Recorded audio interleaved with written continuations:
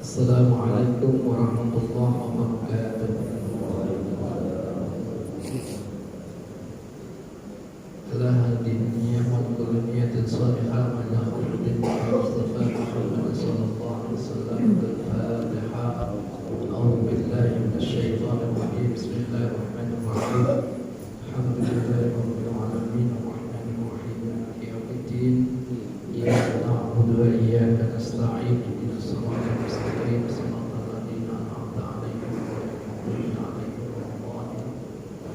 Fatihah untuk keluarga kita, orang tua kita, anak-anak cucu kita, kaum muslimin, wabil khusus saudara kita kaum muslimin di Palestina, mudah-mudahan mendapatkan pertolongan Allah Subhanahu wa taala. Al-Fatihah. A'udzu billahi minasyaitonir rajim. Bismillahirrahmanirrahim.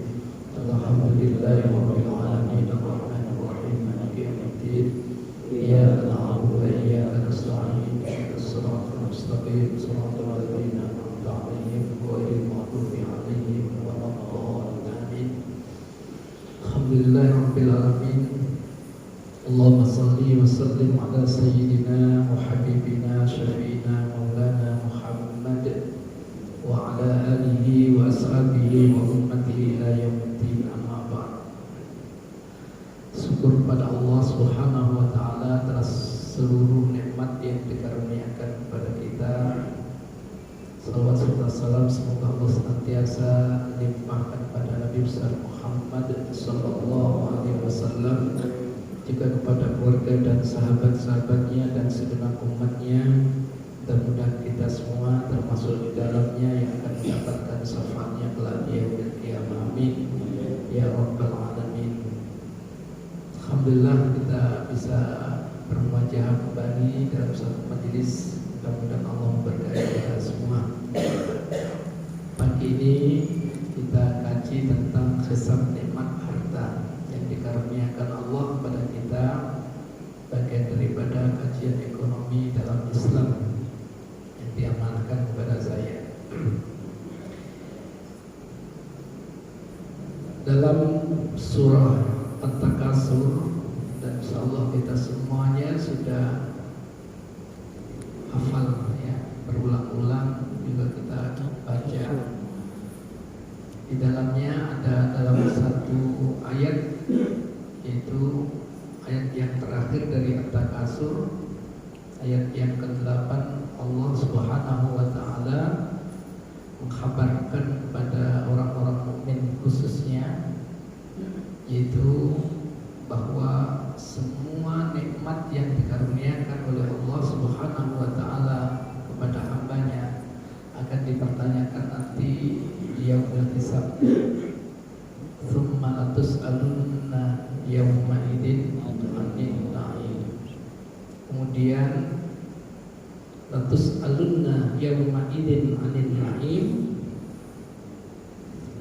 Ya. Jadi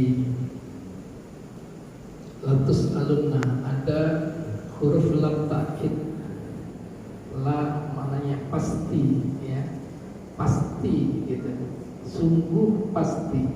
Kemudian sungguh pasti, latus alunna, kami pertanyakan. Sungguh, tambah lagi kita double takkidnya. Jadi mengingatkan bahwa sungguh benar-benar kami pertanyakan nanti yauma idzin, di suatu hari nanti, yaitu di yaumil hisab, anil na'im, segala perkara nikmat yang pernah aku berikan kepada kalian di dunia, pada hamba-hamba. Jadi allati tan'amtu bihi fi darid dunya.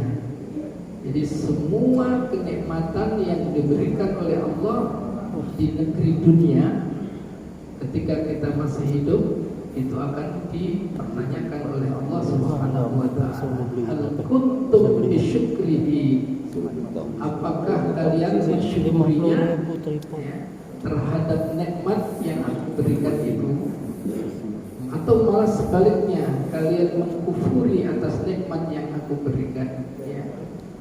Adaikum haqqullah. Kasih. Dan apakah hak-hak Allah kamu berikan? Ya, hak-hak Allah kamu berikan untuk berdayakan mengenai nikmat-nikmat yang aku karuniakan itu. Walam tasta'inu bihi ala ma'asihi. Apakah terbalik malah justru kamu pergunakan untuk kegiatan-kegiatan atau perbuatan-perbuatan maksiat kepada Allah Subhanahu wa taala, atau kamu gunakan dengan yang lebih baik dalam keutamaan-keutamaan. Ini yang akan ditanyakan oleh Allah Subhanahu wa taala. Maka Allah mengingatkan, dan ketika ayat ini dibaca serta merta mengingatkan kepada kita bahwa semua nikmat Allah itu akan ditanya di yaumil hisab. Tsumma latus'alunna yawma idzin 'anil na'im.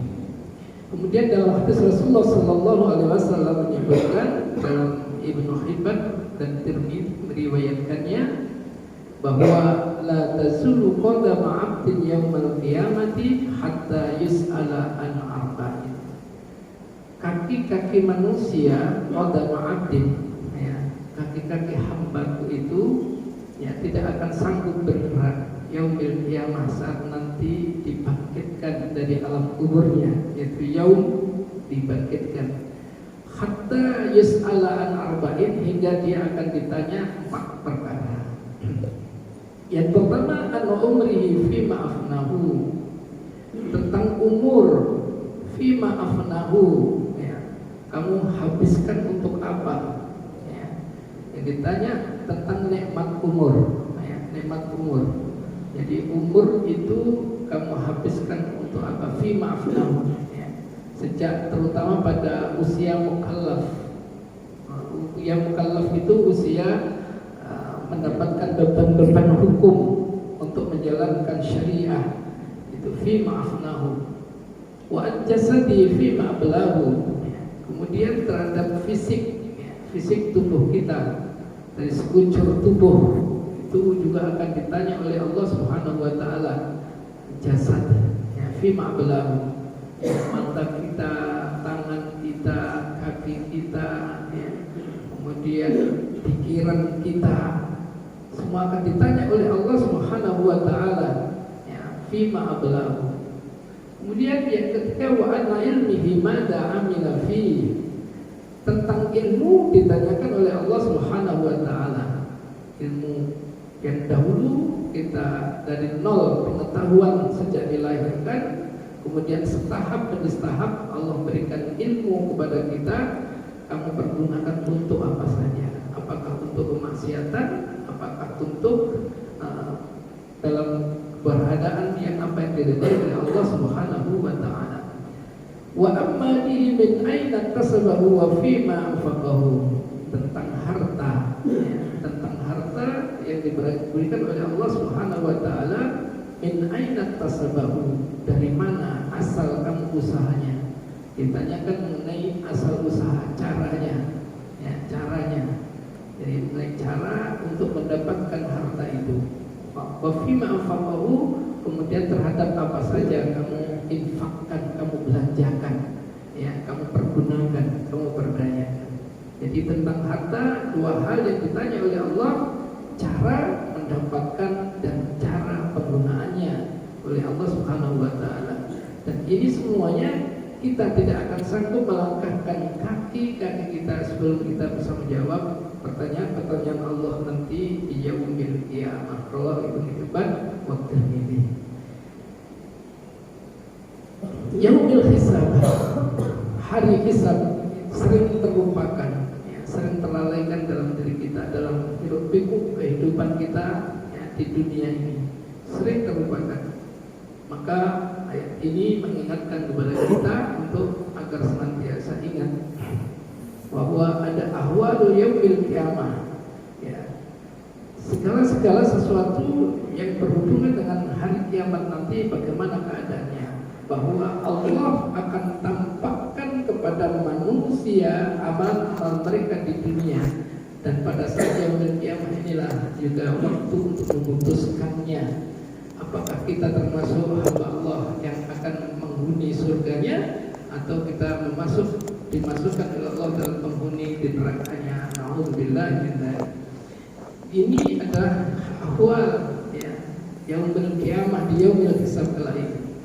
Maka itu di dalam satu ayat ini, yauma idzi yasturun nasu astatan yurahu a'malahum sadzaza faman ya'mal mithqala dzarratin khairan yarah wa man ya'mal mithqala dzarratin syarran yarah.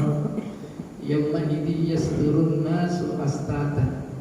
Ya, pada hari itu ditampakkan semua manusia dan bermacam-macam keadaannya. Ya, ya. Kemudian astatan liyuraw malahum, apa saja yang mereka lakukan saat kehidupan di dunia itu ditampakkan oleh Allah Subhanahu wa taala. Faman ya'mal mithqala dzarratin khairan yarah.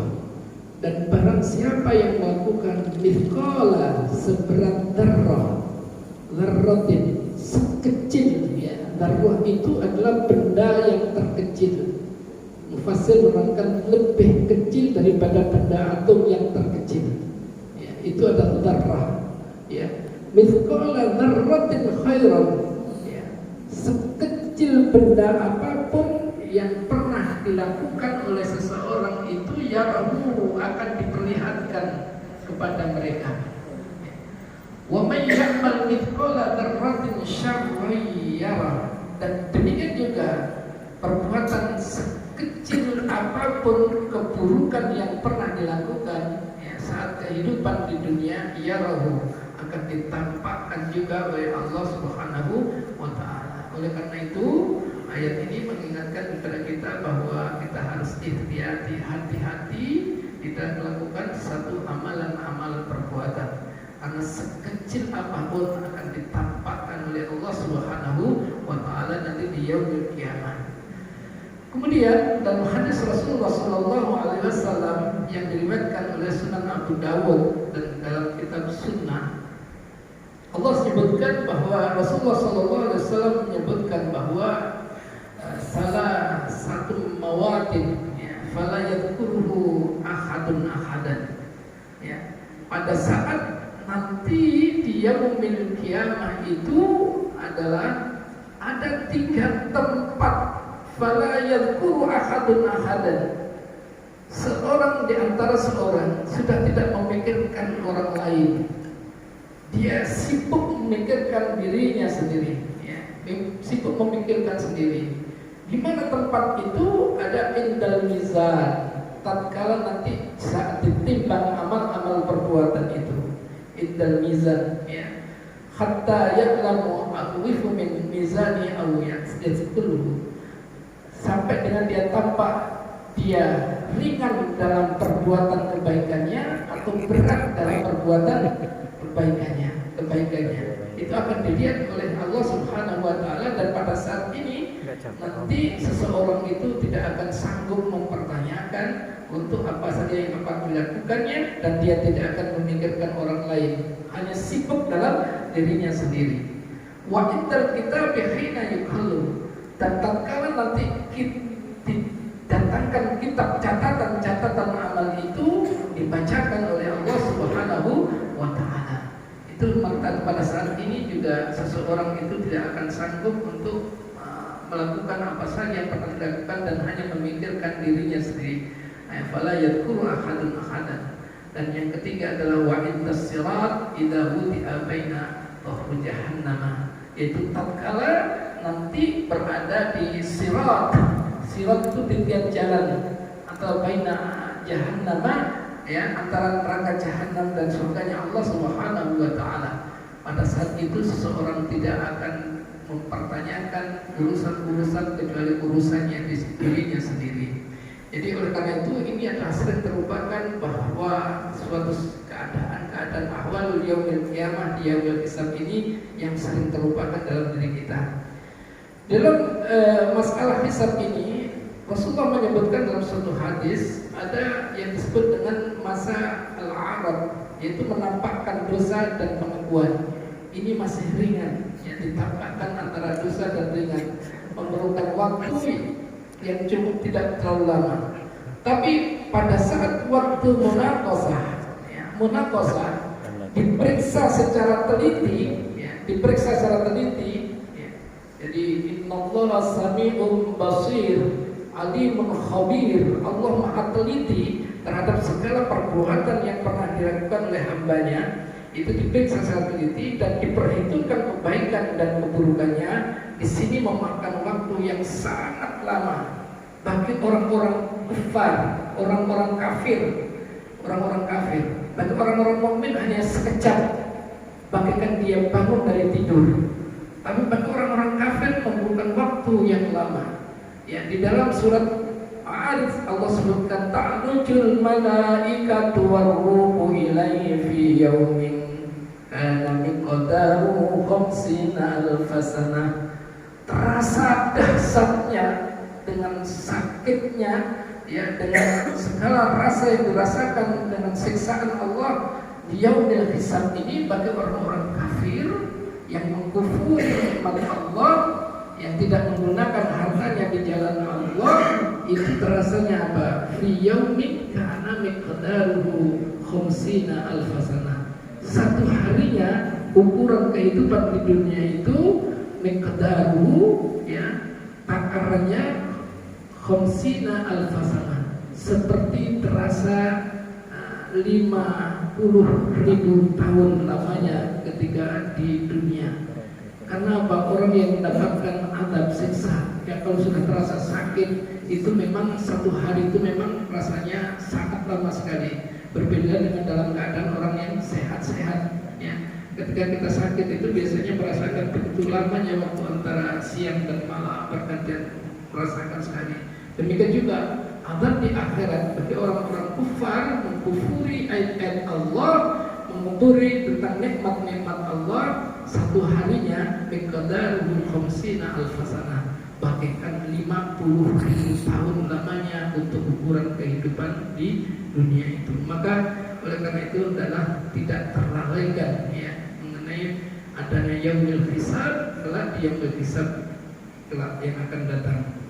Kemudian sifat orang mukmin yang baik, orang mukmin yang soleh itu adalah salah satu di antaranya dalam surat Ar-Ra'd, ya, ayat 21. Allah menyebutkan a'udzubillahi minasyaitonir rajim, bismillahirrahmanirrahim. Walladzina yasiruna ma amarallahu bihi an yusala wa yakhshawna rabbahum wa yakhafuna su'al hisab. Walladzina yasiluna ma amarallah. Salah satu di antara sifat orang-orang mukmin yang saleh itu yasiluna ma amarallahu bihi. Dia senantiasa menjalin hubungan baik dengan apa yang diperintahkan oleh Allah Subhanahu wa taala terhadap hal-hal yang perlu dihubungkan dengan hubungan kebaikan. Dia sangat baik hubungannya dengan Allah, dia sangat baik hubungannya dengan makhluk-makhluknya, hubungan baik dengan orang tuanya, hubungan baik dengan saudaranya, hubungan baik dengan orang-orang miskin, hubungan baik dengan kaum muslimin. Semua ada hubungan yasiluna ma amarallahu bihi ayyusala, terhadap apa yang diperintahkan oleh Allah untuk berhubungan baik. Kemudian dia punya sifat wa yakhshawna rabbahum. Dia punya rasa takut kepada Allah Subhanahu wa taala yang menciptakannya. Dia takut kehilangan rahmatnya, dia takut terhadap kehilangan cintanya, dia takut dengan rasa kasih sayangnya dari Allah. Maka dia taqarruban ila Allah. Kalau dia melakukan sesuatu adalah melakukan sesuatu yang Allah ridhai, ya, dia karena takut, ya syana rabbahum. Yang ketiga adalah wa yakhafuna su'al hisab. Dia takut dengan apa? Su'al hisab, ya, hisab yang buruk, ya, hisab yang buruk. Maka dia berhati-hati sekali di dalam melakukan satu amaliyah perbuatannya. Karena apa? Ada rasa takut, ya khafuna su'al hisab. Jadi, hadirkan rasa kita takut dengan hisab yang buruk yang terjadi dalam diri kita sebagai seorang muslim, ya. Oleh karena itu Allah Subhanahu wa taala memerintahkan kepada kita untuk memiliki sifat-sifat sholihin ini. Walladzina yasiluna ma amarallahu bihi ayyusala wa yasawna rabbahum wa yakhafuna su'al hisab. Ayat ini menimbulkan kepada kita suatu hal yang ayyatajarrahu ala ma'asillah. Adanya satu rasa takut dengan su'ul hisab. Hisab yang buruk itu adalah agar kita tidak terlalu berani-berani untuk melakukan maksiat kepada Allah Subhanahu wa Ta'ala. Kalau kita menjadi seorang yang sudah berani-berani melakukan maksiat kepada Allah, itu berarti berani untuk menghadapi di yaumil hisab kelak. Maka oleh karena itu adalah kita tidak berani untuk melakukan maksiat. Maksiat itu apa? Segala perkara yang bertentangan dengan apa yang disyariatkan oleh Allah Subhanahu wa Ta'ala. Perkara yang tidak diridhoi itu adalah maksiat. Maka dengan ayat ini wa yakhafuna su'al hisab, itu adalah kita tidak melakukan terlalu berani dalam perbuatan maksiat. Kemudian ayat suruh fi syai'in mimma amarallahu bihi khaufan min al-'adzabi wa raja'an lit-thawabi, yaitu untuk apa? Tidak menyepelekan perbuatan yang diperintahkan oleh Allah Subhanahu wa Ta'ala.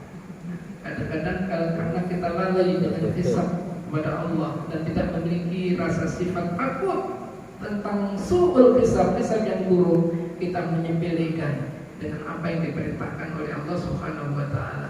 Menyepelekan ibadah sholat, menyepelekan zakat, menyepelekan terhadap perbuatan-perbuatan perintahkan amar ma'ruf nahi munkar, menyepelekan. Kenapa? Lupa tentang su'ul hisab.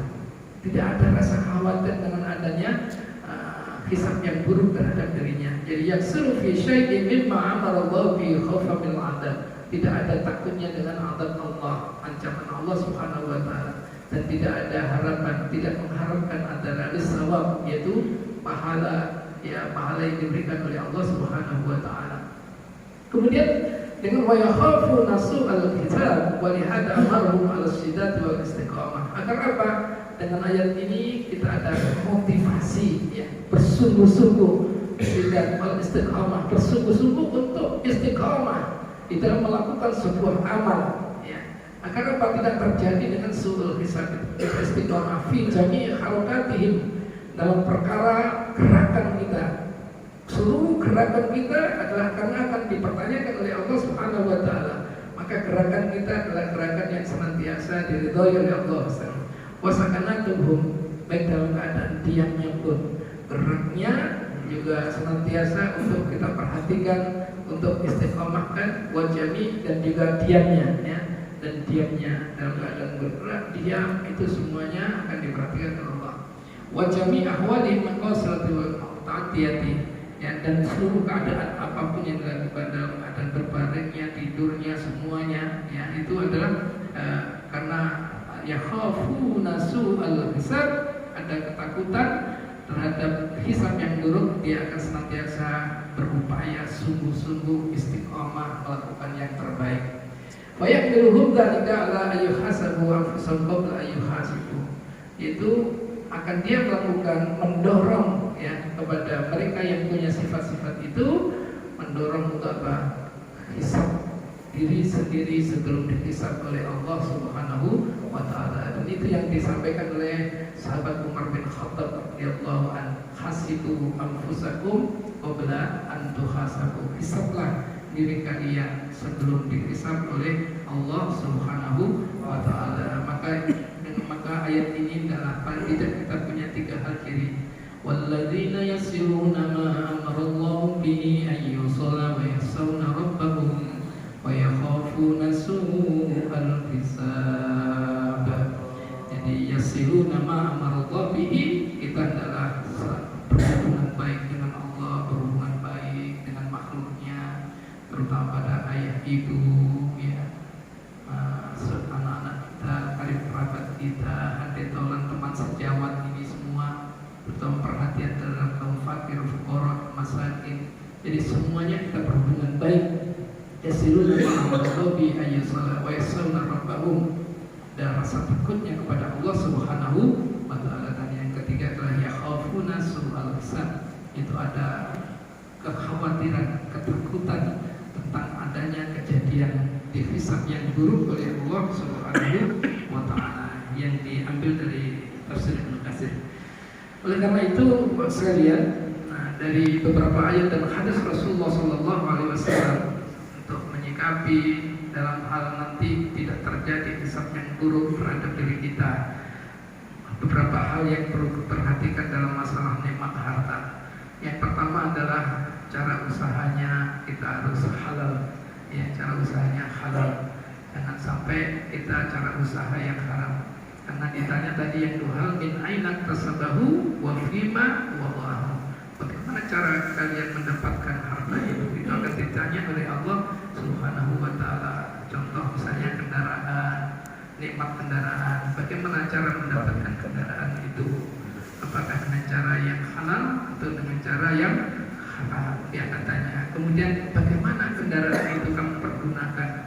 Apakah untuk kepentingan maksiat atau malah untuk kepentingan menopang dakwah agama Allah Subhanahu wa taala. Jadi itu bagaimana rasa syukurnya terhadap nikmat yang diberikan oleh Allah. La in syakartum la azidannakum wa la in kafartum inna 'adzabi lasyadid. Kalau kita mensyukuri atas nikmat yang diberikan oleh Allah, maka Allah akan menambahkan keberkahan, ya, keberkahan. Jadi itu diantaranya. Jadi cara usaha yang halal di dalam bisnis kita, misalnya bisnis, ya, dengan cara yang baik, dengan cara yang diridhoi oleh Allah Subhanahu wa taala. Karena dengan itu semuanya akan menjadikan akibat halal dan haramnya. Halal dan haram itu bisa ditinjau dari haram lidzatihinya dan haram lisababihinya. Jadi karena sebabnya dan juga karena zatnya, ya. Kalau zatnya itu adalah memang bendanya, ya, pada bendanya itu benda yang diharamkan oleh Allah Subhanahu wa taala. Jadi haram zatnya. Ada haram karena sebabnya, yaitu cara mencari dan mendapatkan harta itu yang menjadikan itu halal dan haram terhadap harta nikmat yang diberikan oleh Allah Subhanahu wa taala. Yang kedua adalah begitu Allah memberikan kepada kita, apakah kita termasuk kategori orang-orang yang diwajibkan zakat atau tidak, maka keluarkan haknya terlebih dahulu. Bagi orang-orang mustahik, ya, kita harus keluarkan dulu, ya. Jadi secepat mungkin kita keluarkan hak untuk mustahik. Jangan sampai apa? Kita merampas hak para mustahik, ya, haknya orang kita ambil. Karena apa? Karena di dalam zakat dalam Islam itu ada wajib yang dikeluarkan, ya, wajib yang dikeluarkan dengan ada nisbah dan ketentuan dalam berzakat itu. Jadi wajib dikeluarkan, ya, haul, ya, dan sebagainya, menyangkut itu. Jadi kita keluarkan terlebih dulu supaya apa?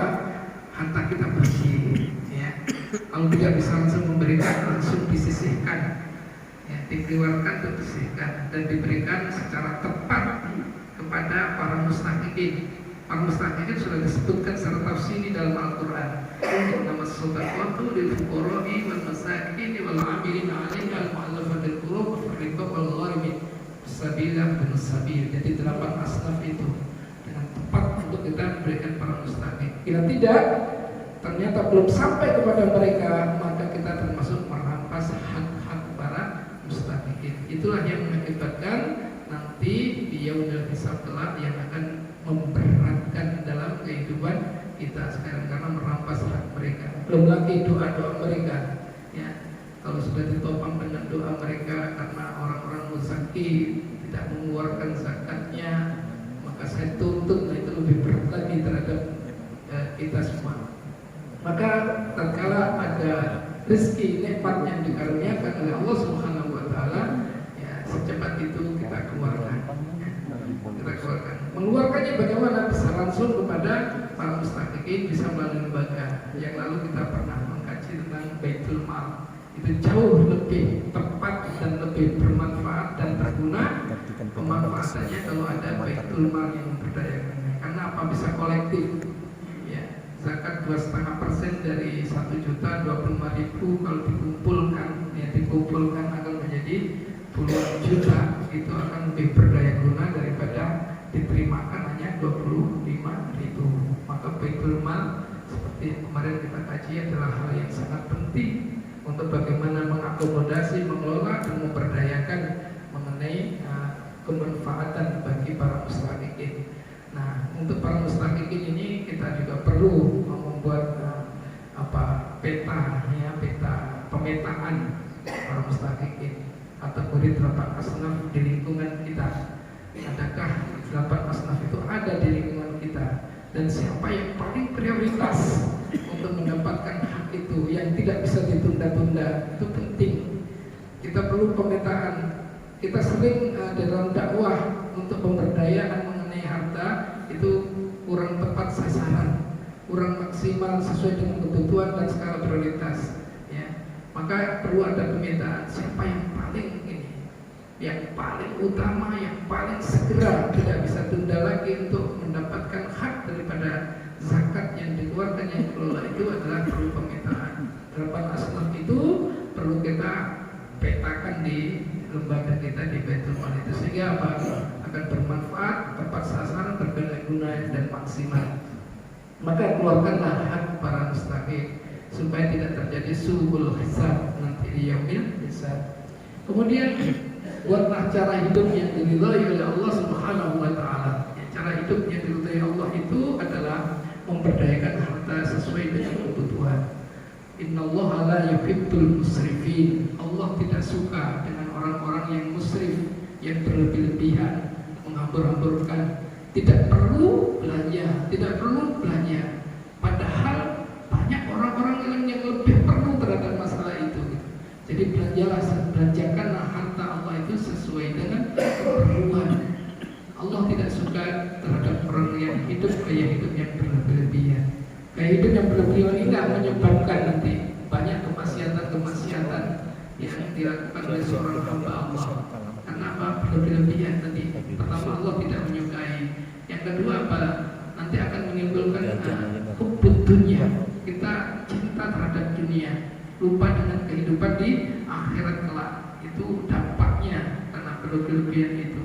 Akhirnya apa? Tidak ada ketenangan untuk beribadah kepada Allah, ya. Tidak ada ketenangan untuk bagaimana bertakarrub kepada Allah Subhanahu wa taala. Karena apa? Kita cara hidup yang tidak diridhoi. Maka cara membelanjakan adalah kita membelanjakan sesuatu, ya, yang halal zatnya dan juga halal cara membelanjakannya. Itu kita supaya diridhoi oleh Allah Subhanahu wa taala. Kemudian harta kita adalah punya peran di dalam menopang agama Allah. Ya, jangan sampai hanya bermanfaat untuk kepentingan kita dunia saja, gitu. Menopang agama Allah. Ya. Apa saja yang diperlukan oleh gerak kegiatan dakwah agama Allah untuk menyiarkan agama Allah, menguatkan agama Allah, menolong agama Allah, maka hendaklah harta kita itu bermanfaat untuk itu. Ya, jangan sampai hanya untuk kenikmatan kecil dalam kehidupan kita sehari-hari saja. Kita tidak punya aset amal, ya, tidak punya aset amal untuk kepentingan masa depan kita di akhirat kita. Padahal dunia itu adalah waktu yang singkat, sedangkan akhirat adalah kepentingan yang kebutuhan kita yang paling lama dan abadi selamanya kita di sana. Maka hendaklah harta itu punya peran untuk menopang agama Allah. Kemudian yang terakhir tadi, hadirkan rasa su'ul hisab, ya, su'ul hisab yang buruk terhadap diri kita atas harta, nikmat harta yang dikaruniakan oleh Allah Subhanahu wa taala. Itulah barangkali diantaranya mengenai tentang hisab nikmat harta yang perlu menjadikan satu bagian daripada untuk mengelola nikmat-nikmat Allah Subhanahu wa taala, sehingga semua apa yang diberikan oleh Allah itu ada punya keberkahan, kenikmatan, kerahmatan, bukan hanya kepentingan di dunia, melainkan juga kepentingan di akhirat. Wallahu a'lam bishawab. Jadi satu mengantar, kalau memang ada pertanyaan silakan atau menambahkannya. Assalamualaikum. Assalamualaikum. Saya mau bertanya mengenai tadi ilmu, Ustaz. Ilmu ini kan datangnya dari Allah melalui malaikat Jibril disampaikan kepada Rasulullah SAW. Ini dikatakan ilmu. ilmu dunia yang kita miliki juga akan hisab Ustaz. Itu saja Ustaz. Terima kasih. Assalamualaikum warahmatullahi wabarakatuh. Waalaikumsalam. Semua ilmu disebutkan secara umum dalam hadis ini, ya. Wa an ilmihi mada amila fi. Disebutkan secara umum, tidak ada yang khusus. Semua ilmu ini akan dihisab oleh Allah Subhanahu wa taala. Wa an ilmihi mada amila fi. Jadi dari ilmu yang pernah diberikan oleh Allah, dari pengetahuan apapun itu, kamu pergunakan untuk apa ilmu itu? Ya. Dipergunakan untuk apa? Apakah untuk kemaslahatan atau malah untuk kemafsadatan? Banyak orang-orang memiliki ilmu malah membodohi orang, ya. Punya ilmu malah membuat banyak kemaksiatan. Itu artinya itu jariah harapnya meluas. Ya, banyak yang memikirkan bagaimana untuk membuat kerusakan. Makanya oleh karena itu tanamkan akidah kepada anak-anak kita, terhadap diri kita itu akidah. Kenapa? Kalau anak itu tidak memiliki akidah yang kuat, tidak diajarkan akhlak yang mulia, akhlak Rasulullah SAW, apa yang diajarkan Allah dalam Al-Quran, maka anak itu akan menjadi anak yang sangat cerdas, tapi tidak memiliki akhlak, tidak punya ruh Islam. Maka kecerdasan itu akan semakin berbahaya. Maka banyak orang-orang yang menyekolahkan anaknya hanya sekedar keren tampilan, ya, dalam sekolahnya. Kadang-kadang Masya Allah, saya kan sering rapat di kota wisata itu, apa itu sekolah apa itu Kristen yang terbesar, ya, di sana. Itu di sana. Ternyata di sana bukan hanya orang Nasrani yang sekolah di sana, banyak orang-orang Muslim sekolah di sana. Jadi ternyata begitu. Artinya apa? Hanya memikir untuk masalah kebutuhan dunia, bagaimana anak saya cerdas bisa begini. Bagaimana tidak memikirkan bagaimana kemaslahatan anaknya nanti. Maka ilmu itu adalah hal yang penting untuk kita tanamkan, dan semua akan ditanyakan oleh Allah. Ya, wa an ilmihi mada amila fi. Berapa ya? Baik, terima kasih. Silakan. Assalamualaikum Ustaz.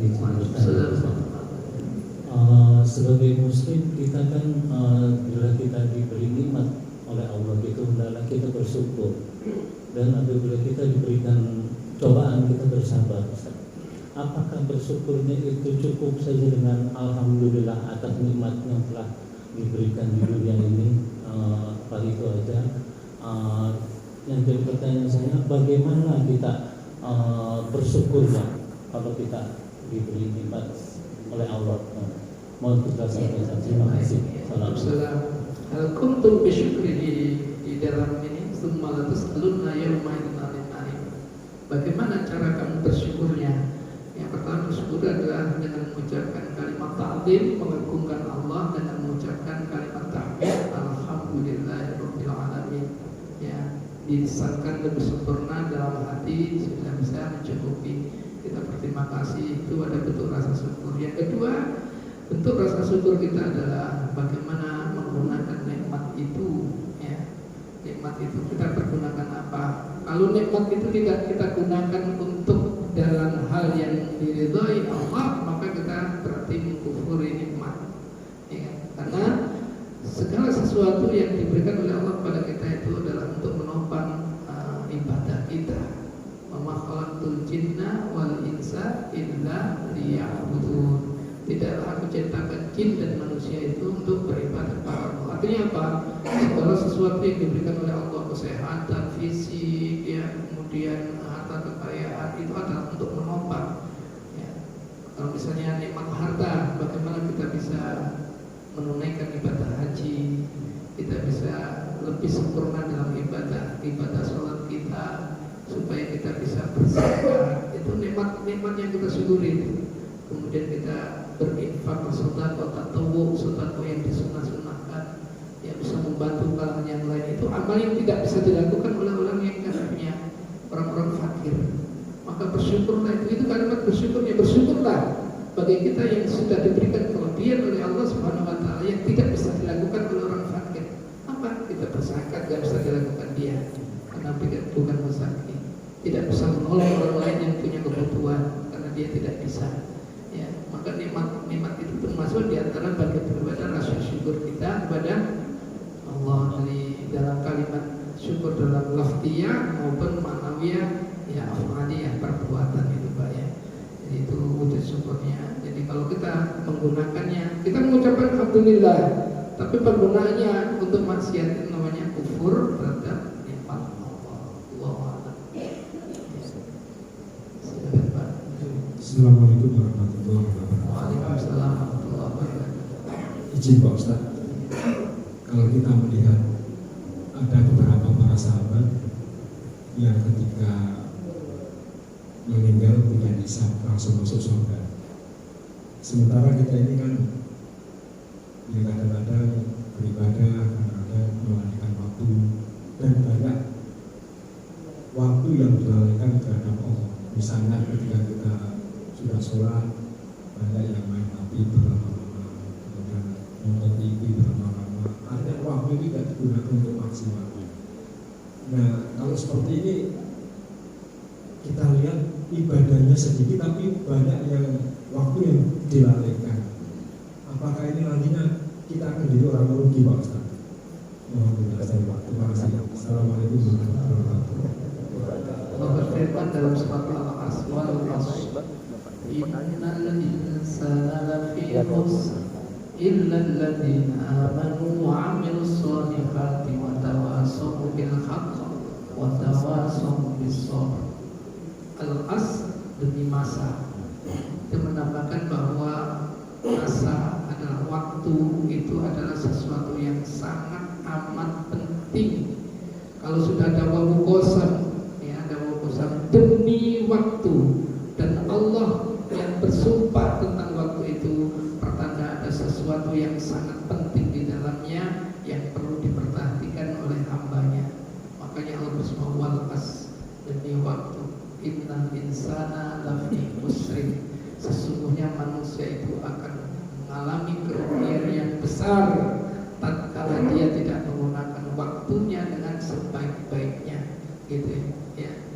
Kenapa? Waktu yang sebaik-baiknya itu adalah waktu yang untuk ibadah kepada Allah Subhanahu wa taala. Ibadah itu ada mahdiyah, ada ghairul mahdiyah, ya.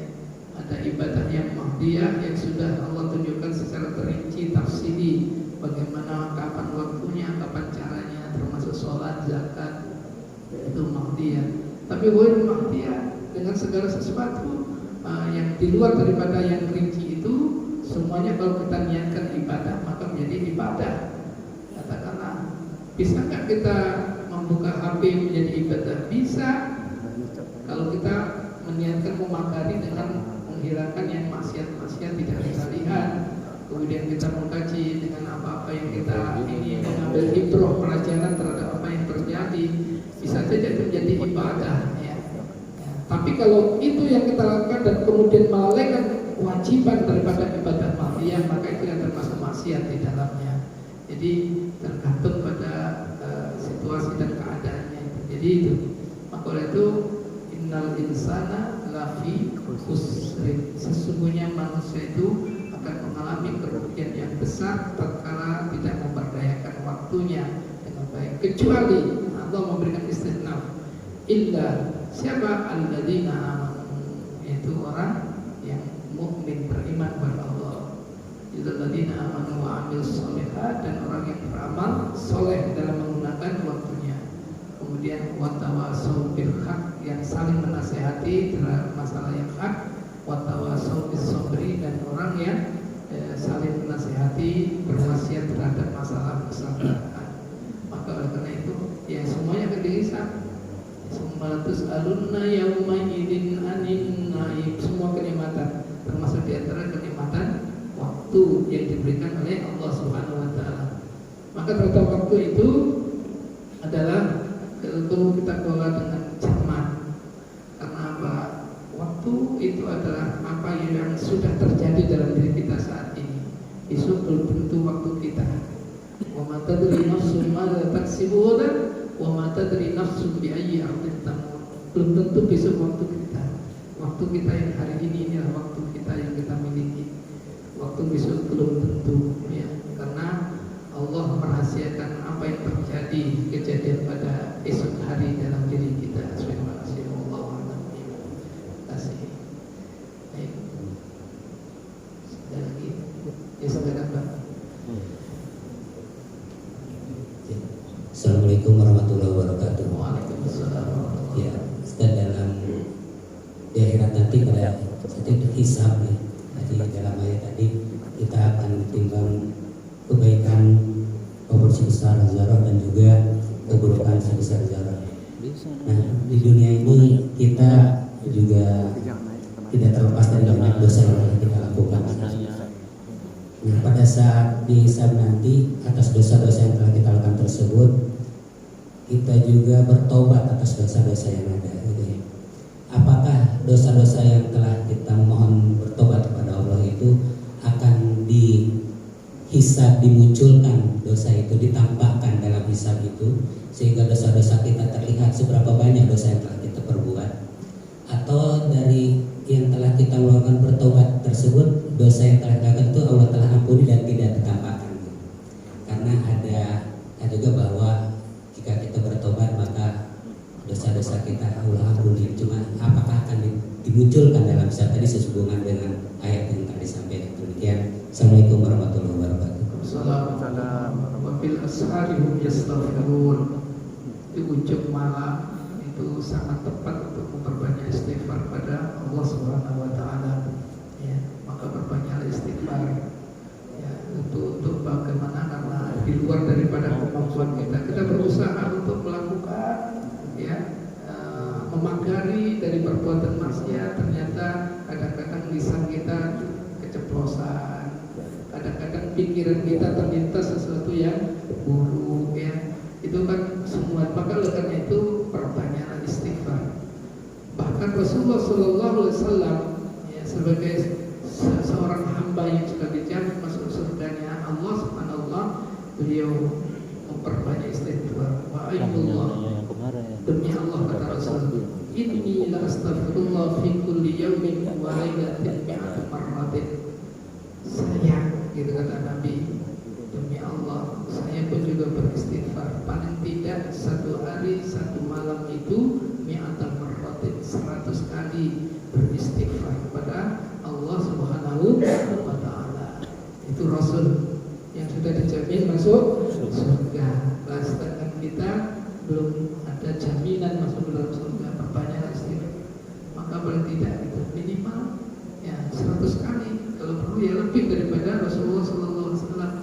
Banyak astagfirullahaladzim, astagfirullahaladzim, nanti la ilaha illa huwal hayyul qayyum, atau sayyidul islam rabbi la ilaha illa anta khalaqtani wa ana abduka wa ana ala dika wa qika mastata'tu wa a'udzu bika min syarri ma sana'tu wa a'udzu bika min ni'matika 'alayya wa bika firli fa innahu la yuflihu. Perbanyak itu sayyidul istighfar, atau doanya istighfarnya Rabbullah dan Rabbana zalamna anfusana fa in lam taghfir lana wa tarhamna lanakunanna minal khasirin. Ya Allah, ampunilah kezaliman kami, Rabbana anfusana. Ya, itu adalah istighfarnya Nabiullah Adam. Itu Nabi Yunus, la ilaha illa anta subhanaka inni kuntu minadh dhalimin, la ilaha illa anta subhanaka. Perbanyak istighfar itu.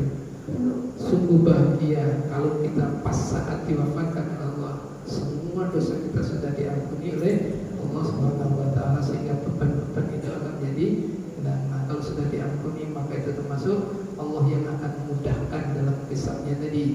Hisab yang dimudahkan itu adalah seperti sekejap, tidak seperti 50.000 tahun yang dirasakan oleh orang-orang yang banyak menanggung dosa-dosanya. Wallahu a'lam bishawab. Ya. Ya, silakan.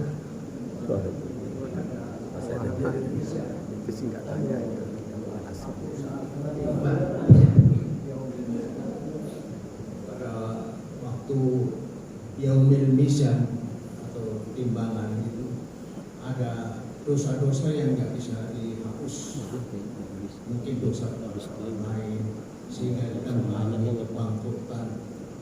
Yaitu tentunya ada pertobatan, ini bisa diterima nggak? Pertobatan, Ya. keringanan dari Allah, begitu. Itu pertanyaan saya.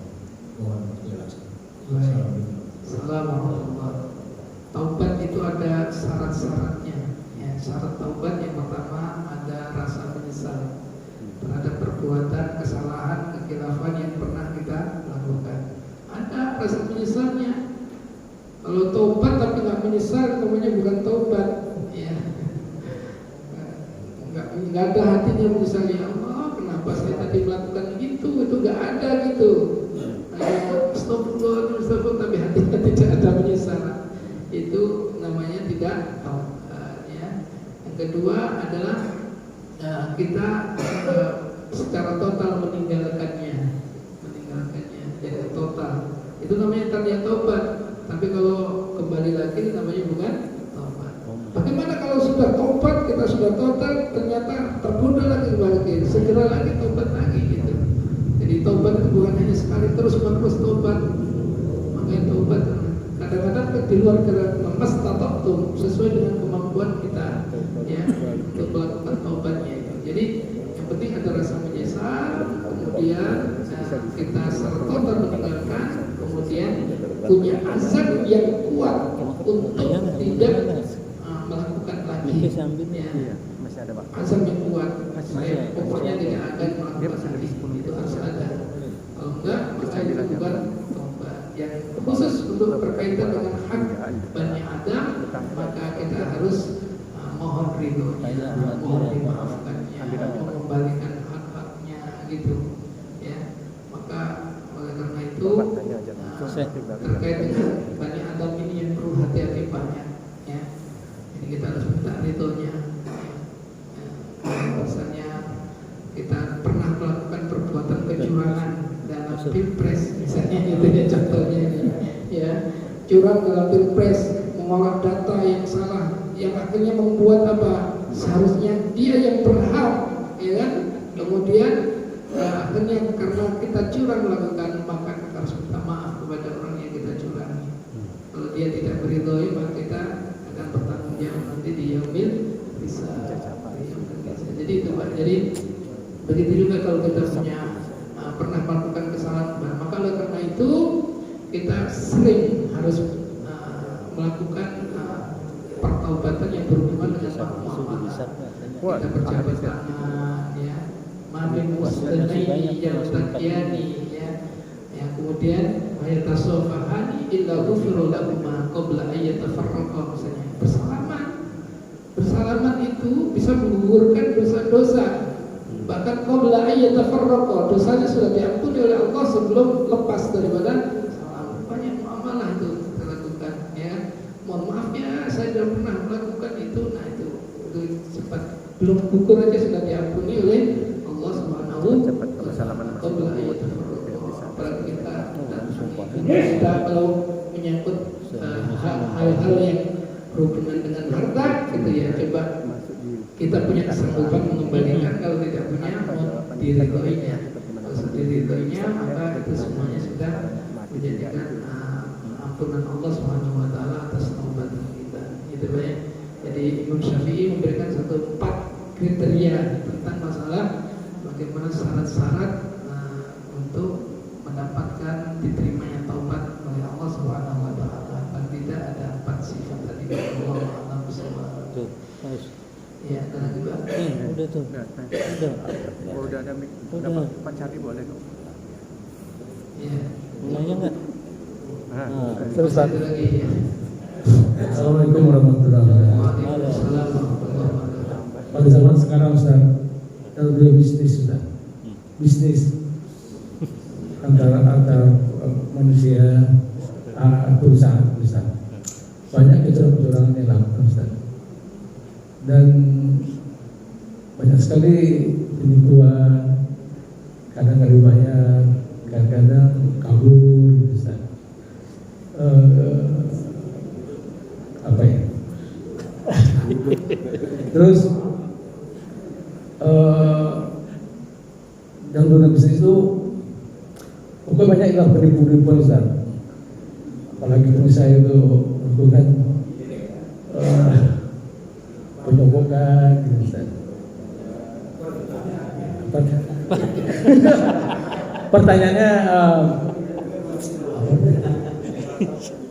Gimana nanti Ustaz tuh?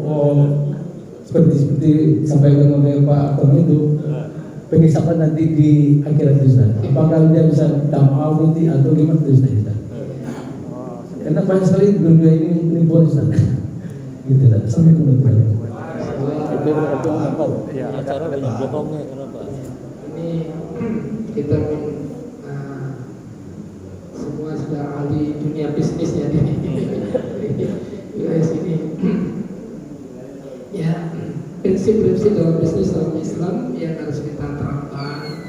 Ya, yang pertama ya kita dibagi dengan cara-cara yang halal yang diridai oleh Allah Subhanahu wa taala. Hindari dengan cara misalnya penipuan, riswah itu penyuapan. Ya, kalau kita tender itu, ya kalau tender jangan riswah, menyuap ya. Riswah itu menyuap ya. Raksibul mustasi kulluhum finnar. Siapa yang menyuap dan yang disuap itu akan masuk ke nerakanya Allah Subhanahu wa taala ya. Jangan disuap ya, jangan curang tadi ya. Kemudian jangan memalsukan itu banyak hal.